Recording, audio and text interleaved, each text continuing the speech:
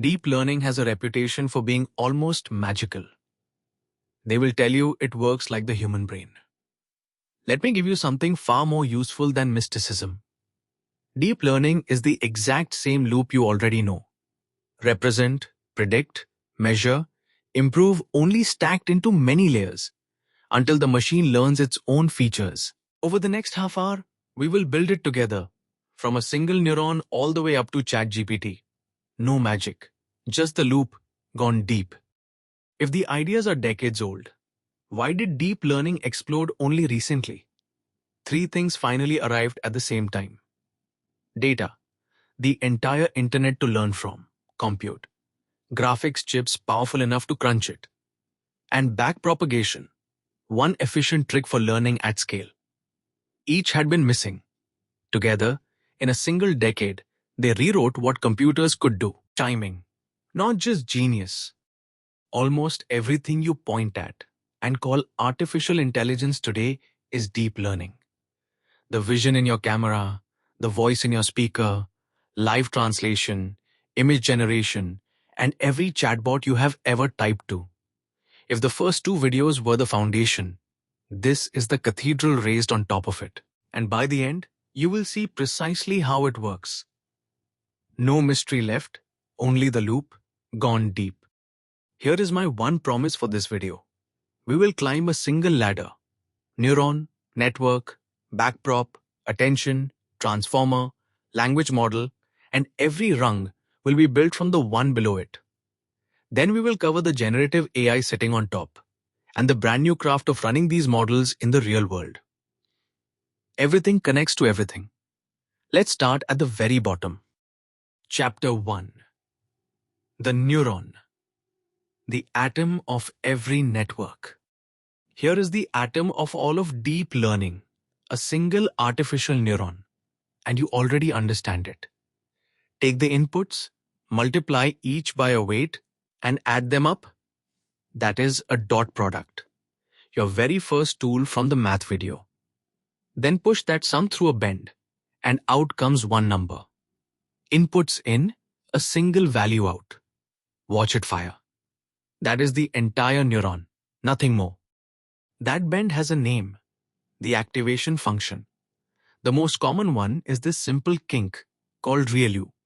It keeps positive values and flattens negatives to zero. Watch the output track the curve as the input slides across.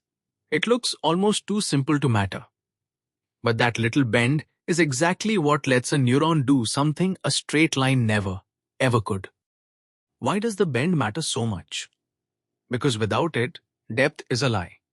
Stack 100 purely linear layers and the math collapses them right back into a single line. No power gained at all. The nonlinear bend is what stops that collapse, letting stacked layers carve curves, corners, and impossibly intricate shapes. That humble kink is, quite literally, the soul of depth. And here is a quiet callback to make you smile. Look closely at one neuron, a weighted sum squashed through an S-curve, giving a probability. That is logistic regression from the last video. Exactly. A single neuron draws a single decision boundary. So the entire leap of deep learning comes from one question. What happens when you wire millions of these together? Chapter 2. The network. Millions of neurons wired together. So let's wire them up. Each neuron's output becomes an input to the neurons in the next layer. Stack those layers, and you have a network. One single, enormous function. The connections between them are the weights, and a big model has billions of them. Watch the signal flow. Nobody could possibly set all those by hand, so the network learns them itself. Push an input in at the bottom, and watch the activation sweep upward, layer by layer until a prediction pops out the top. That journey is called the forward pass. And under the hood, it is nothing but matrix multiplies and bends, the linear algebra plus a kink from the math video, repeated over and over. Input at the bottom, answer out the top. That is the network, thinking. What does adding depth actually buy you? It lets the machine build ideas on top of ideas. The earliest layers detect tiny things, edges, sounds, fragments of letters. Later layers combine those into shapes, words, whole objects. Each layer composes the one beneath it into something richer and more abstract. Depth is a machine stacking abstraction upon abstraction, and that is where its power hides. And here is the breakthrough that changed everything. In classical machine learning, you painstakingly handcrafted the features. Deep learning's magic is that the network discovers them on its own, straight from raw pixels or text, inventing exactly the right intermediate concepts to solve the task. You stopped doing the single cleverest part by hand and handed it to the gradient. That is the whole revolution. In one sentence. Chapter 3. How it learns backprop and gradient descent. So how does a network with billions of weights actually learn? It is the same loop. So it starts the same way. Measure how wrong it is. The forward pass produces a guess. The loss function compares it to the right answer and crushes the gap down to one single number. Badly wrong, high loss. Nearly right, low loss. And the entire goal of training, just as before, is to push that number down. Now the famous part. How do you nudge billions of weights in the right direction all at once? You send the error backward. This is backpropagation. Watch the blame flow from the output all the way back to the input, handing every single weight its fair share of the responsibility for the mistake. And it's nothing exotic. It is the chain rule from the math video, multiplying little effects back along the chain. What makes backprop a stroke of genius is its efficiency. One forward pass to make the guess, one backward pass to get the slope for every weight in the network. All of them at once, by cleverly reusing computation as it travels. Without that efficiency, training a network this large would take lifetimes. With it, it takes hours. That single trick is the beating heart of deep learning. Backprop tells you the slope. Now you take the step. And the step is gradient descent. The exact picture from the math video, the ball rolling downhill, now steering billions of weights together. Watch the loss fall as it descends. Compute the slope, step against it.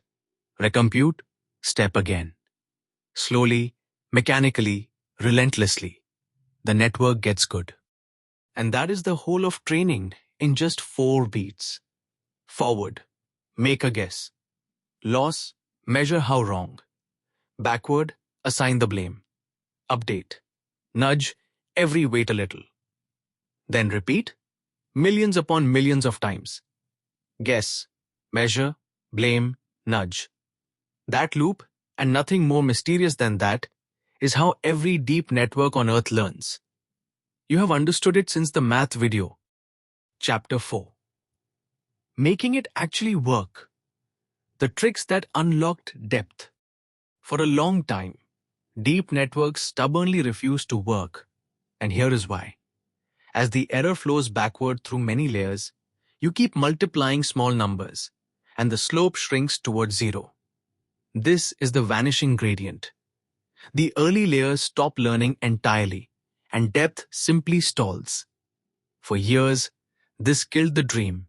Then a handful of beautifully simple fixes arrived, and everything changed. The first fix is that RealU bend you already met. Unlike the older squashing curves, RealU does not crush large signals, so the gradient survives its long trip backward. Pair it with smart initialization, starting the weights in a healthy range, neither too big nor too small. And suddenly the slopes flow freely and deep networks begin to train. Tiny changes, enormous consequences. The second fix is normalization. As signals pass through layer after layer, they tend to blow up or fade away. Normalization steps in to recenter and rescale them at each stage, keeping every layer in a comfortable operating range. The payoff is dramatically faster and more stable training. It is the quiet internal plumbing that keeps the whole tall tower from wobbling itself apart. The third fix sounds almost reckless. Dropout. During training, you randomly switch off a fraction of the neurons on every pass. Why sabotage your own network? because it forces the model to spread its knowledge around, instead of leaning on a few overconfident units. So it generalizes far better. It is regularization, straight from the last video, wearing a distinctly neural costume. And the biggest fix of all, residual connections. Let each block's input skip right over it and add straight back into its output. Now the gradient has a clean, open highway all the way back, and each layer only has to learn a small correction, rather than everything from scratch. This one elegant trick unlocked networks hundreds of layers deep. And it sits at the very heart of the transformer we are about to meet. Chapter 5. Teaching machines to see convolutional networks. Let's give a network eyes and immediately hit a wall. A single modest photo is millions of pixels. Connect every pixel to every neuron, and the number of weights explodes into the trillions. Hopeless.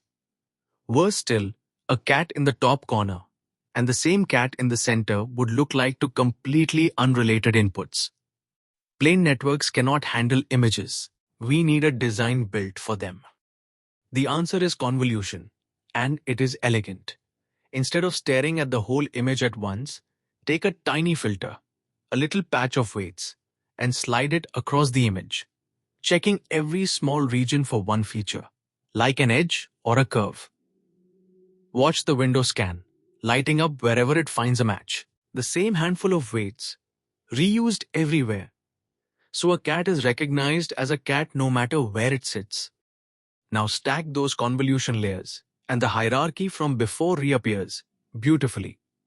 The first layer finds simple edges. The next combines edges into corners and textures. Deeper layers assemble those into eyes, wheels, and faces. Layer by layer, a convolutional network climbs from raw marks all the way to whole objects. The feature hierarchy, discovered entirely on its own, from nothing but pixels and a goal. For a decade, convolutional networks were how machines saw. They read medical scans, steered self-driving cars, unlocked phones with your face, and searched your photos by content. They gave computers genuine sight, but for language, for sequences, where the order of things and the context around them is everything, a different, and even more powerful idea was quietly waiting in the wings. Chapter 6: Sequence and Attention. The idea behind it all. Language is a sequence, and order is meaning. Dog bites man, and man bites dog. Same three words, opposite worlds. To understand language, a model has to track context across a whole sentence, sometimes across a whole page. Early models read word by word, keeping a running memory. But they forgot the distant past. What we needed was a way to let every word see every other word directly. And that idea is attention, perhaps the most important single idea in modern AI for each word. Let the model glance across the entire sentence at once and decide which other words matter most to it right now. Watch the word sat reach hardest toward cat and mat, and barely toward the rest. It pulls in context from wherever that context lives, with no fragile memory to forget along the way. And what is attention built from? Your oldest friend, returning for the third time, the dot product. Each word puts out a query and a key, and their dot product, alignment, from the math video, scores how relevant they are to each other. Turn those scores into weights and blend the word's values accordingly. Attention is just a weighted average of vectors, stared by dot products. That is the whole engine. One attention pass is powerful. Several at once are transformative. This is multi-head attention. Run many attention operations in parallel, and each head learns to focus on a different kind of relationship. One on grammar, another on meaning, another on position. Then their separate views are fused back together. Many perspectives on the same sentence, combined into one deep, layered understanding. Chapter 7: Transformers and Large Language Models. Before a transformer can read, words must become numbers. So each token is mapped to a vector, an embedding that captures its meaning. And here is the beautiful idea from the math video, returning. Similar meanings land close together in that space. Cat sits near kitten, far from democracy. Meaning becomes geometry, all over again. And that geometry is what the whole model reasons over. And because directions in that space carry meaning, you can do arithmetic on words. Watch. Take the vector for king, subtract man, add woman, and you land right next to queen. The model has captured the idea of royalty as one direction and gender as another, purely from reading text. Meaning, turned into vectors you can add and subtract. This is how a machine holds an idea at all. Now assemble the famous block. Take multi-head attention, follow it with a small feed-forward network, and wrap each of them in a residual skip and a normalization. That is the transformer block. The most important architecture in all of modern AI information flows up a residual stream, getting refined at every layer. This single block, watch it work, is the engine inside every large language model on Earth. And the recipe from here is almost shockingly simple. Take that one block and stack dozens of them on top of each other. Make them wider. Then train the whole tower on a huge slice of the internet. That stack of transformer blocks, with its tens of billions of weights, is a large language model. The same block, repeated and scaled. That, astonishingly, is most of the secret. So what does that giant model actually do? Strip away every ounce of awe, and it does one humble thing. Given some text, it predicts the next token, the next chunk of a word. That is all. Watch it score the candidates and pick one. But trained on enough of humanity's writing to predict well, that single modest skill, guess what comes next? Turns out to be almost unreasonably powerful. And generation is just that prediction, in a loop. To write a whole paragraph, the model predicts one token, appends it to the text, then feeds the longer text back in to predict the next, again and again. That loop has a name, autoregression. Every essay, every answer, every line of code an AI writes is built exactly this way. One token at a time, each one shaped by all that came before. How does raw next token prediction become a helpful assistant? In 3 stages. First, pre-train on oceans of text to soak up language and facts. Then fine-tune on curated examples of good answers to learn to actually follow instructions. Finally, use human feedback, reinforcement learning, straight from the last video, to align it with what people want and keep it safe. Raw text in, helpful assistant out. And here's the discovery that set off the race. Make the model bigger, give it more data and more compute, and the loss keeps falling, smoothly and predictably. Watch the curve slide down. These are the scaling laws, and they are why labs poured fortunes into ever larger models. Because, for a long stretch, more genuinely meant better. Bigger was not just bigger. It was qualitatively new. Chapter 8. Generative AI. Machines that create. What does generative actually mean? A classifier sorts things that already exist, spam or not, cat or dog. A generative model creates things that never existed. It learns the underlying distribution of its training data, the shape of all possible faces or all plausible sentences, and then samples a brand new point from that shape. It is probability, from the math video, turned into a paintbrush. Image generators work by a gorgeous trick. Take a photo and gradually add noise until it is pure static. Now train a model to undo that, to remove a little noise, step by step. Watch the static slowly organize itself into a picture. So to generate, you start from random noise and die noise toward whatever you asked for, and an image emerges from nothing at all. That is diffusion. And because everything becomes vectors, the very first lesson of this whole trilogy, the same architecture generates text, images, sound, and video. Modern multimodal models freely mix them. Describe a photo in words. narrate a silent video, turn a rough sketch into working code. One blueprint, stretched across every form of human media. The vector was the universal language all along. And then come the surprises. Train a model only to predict the next word. Scale it up enough, and abilities nobody ever programmed begin to appear. Translating between languages, reasoning step by step, writing code, even explaining a joke. These emergent capabilities, surfacing purely from scale, are the deepest and least understood mystery in the field. We built the loop. We are still, honestly, discovering what it can do. Chapter 9. Generative AI in the World. L.L.M. OPES. There is one frontier left, and it is where most of you will actually work. You won't train these giants yourself. You will build on top of them. And that is its own discipline, often called L.L.M. Ops coaxing. Reliable, safe, and affordable behavior out of a model you do not control. The model is the engine. This is everything wrapped around it that turns an impressive demo into a real product. Start with the single most important fact about a language model. It has no memory between calls. It only sees what you place in its context window. Right now, this instant. So the real skill is not a clever one-line prompt. It is context engineering. Assembling exactly the right instructions, examples, and facts into that window. Get the context right. And the very same model suddenly feels brilliant.